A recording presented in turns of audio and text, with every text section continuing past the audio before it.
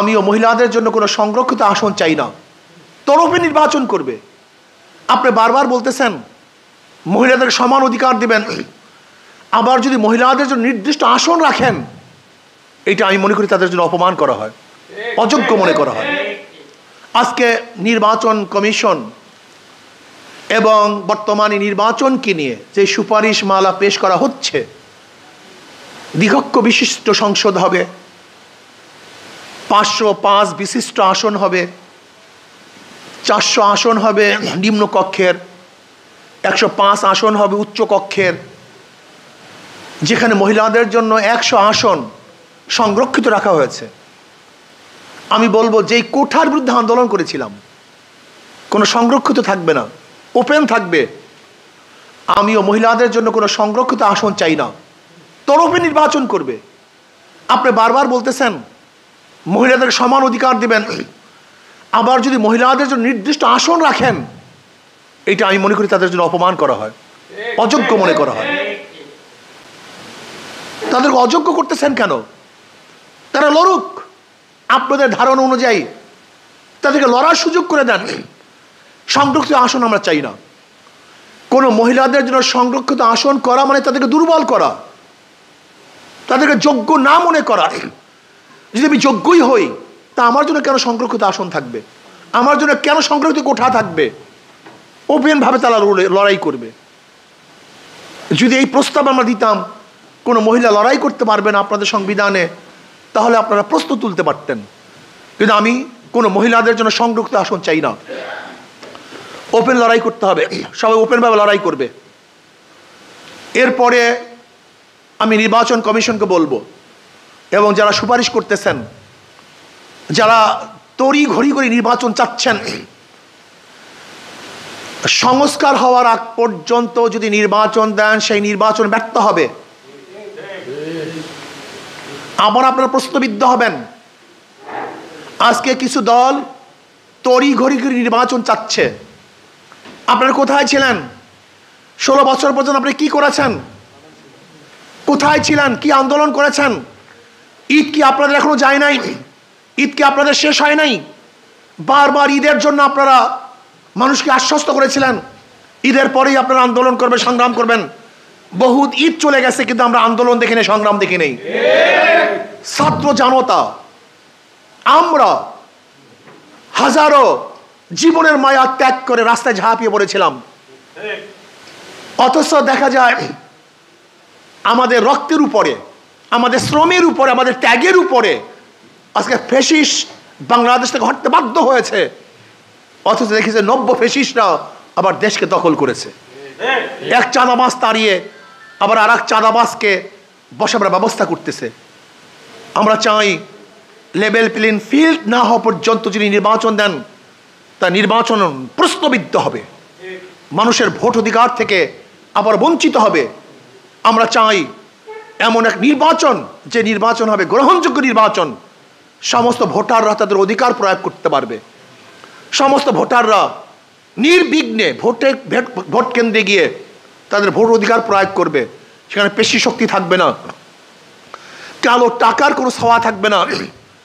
যেখানে ভোটার আদর্শবান, নীতিবান, চরিত্রবান, তাদের মনের মতো মানুষকে ভোট দিতে পারবে, এরকম পরিবেশ আমরা চাই। আমরা সংস্কার চাই। যেই সমস্ত প্রতিষ্ঠানগুলি বিগত সরকারগুলি ধ্বংস করে ফেলছে, কোনো প্রতিষ্ঠান আর বাকি নাই ধ্বংসের থেকে, সমস্ত প্রতিষ্ঠানগুলি ধ্বংস করে ফেলছে। আজকে বিচার বিভাগের স্বাধীনতা চাই। আমরা কি দেখেছি? আগেকার বিচার বিভাগ যখন ছিল, তখন কেউ তো জামিনও পায় নাই, খালাসও পায় নাই। এখন কি এমন কি মিরাকল হয়ে গেল, এমন কি হয়ে গেল যে মাত্র ফেসিট যাওয়ার সাথে সাথে বিশাল বিশাল কেস, বড় বড় কেস সবগুলি নিষ্পত্তি হয়ে গেছে, সবগুলি শেষ হয়ে গেছে। তার মানে হলো বিচার বিভাগের স্বাধীনতা নাই। বিচার বিভাগ কোন দলের ইঙ্গিতে চলতেছে, কোন দল নিয়ন্ত্রণ করতেছে। এর জন্য বিচার বিভাগের স্বাধীনতা চাই।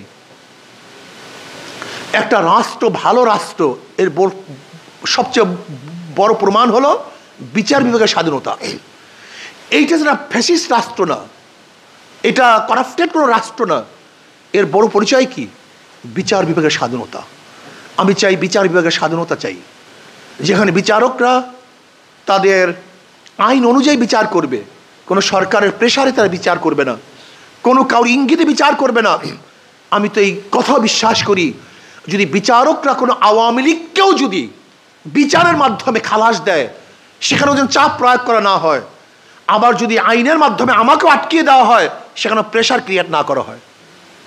আমি তো বিচার বিভাগের এরকম স্বাধীনতা চাই, যেখানে বিচার বিভাগ বিচার করতে গিয়ে রায় লিখতে গিয়ে তার মনের মধ্যে ভীতি সৃষ্টি না হয় যে আমার চাকরি থাকবে কি থাকবে না, আমার পদোন্নতি হবে কি হবে না। যদি বিচার বিভাগের মধ্যে এরকম ধারণা পয়দা হয়, তাদের দ্বারা কোনোদিন নিরপেক্ষ বিচার হওয়া সম্ভব না। কমপক্ষে এক জায়গায় নিরপেক্ষতা থাকা উচিত। বিচার বিভাগের পূর্ণ স্বাধীনতা আমরা কামনা করছি, যেখানে কারো ইঙ্গিতে বিচার হবে না, বরং তার বিবেক এবং বুদ্ধির মাধ্যমে ইনসাফের ভিত্তিতে বিচার করবে। তবে হ্যাঁ, বিচারকদেরকেও আদেল হওয়া চাই, বিচারকদের ন্যায় বিচার হওয়া চাই, ন্যায় বিচারক হওয়া চাই। যদি বিচারকরা ওই মানিক মাকড়া বিচারক হন, ওই মানিক মাকড়া বিচারক যার মনের মধ্যে বিদ্বেষ, যার মনের মধ্যে ঘৃণা, যার মনের মধ্যে হাজারো কুলুষতা আছে, এরকম বিচারকের মাধ্যমে কোনোদিন নিরপেক্ষ বিচার হতে পারে না। আমি বিচারকদেরকে নিরপেক্ষ চাই, আদেল চাই, ইনসাফকার চাই, এবং আমি এইটাও চাই বিচারকদের স্বাধীনতা, বিচারওয়ালার স্বাধীনতা। বিচার বিভাগ যদি স্বাধীন না থাকে, তাহলে সেখানেও সেই দেশেও কোন মানুষ বসবাস করতে পারে না।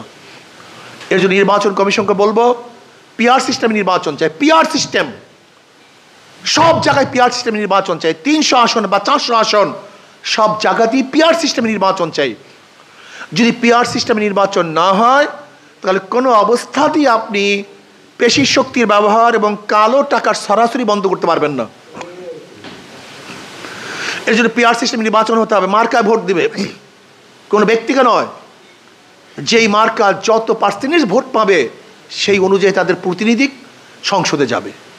এই জন্য আসুন আমরা সম্মিলিতভাবে বর্তমান নির্বাচন কমিশন যারা আছেন, যারা সুপারিশ করতেছেন, তাদেরকে অনুরোধ করব পিআর সিস্টেমে নির্বাচন দেন। এবং কোনো মহিলাদের জন্য সংরক্ষিত আসন আমরা চাই না, তারা ওপেন নির্বাচন করবে।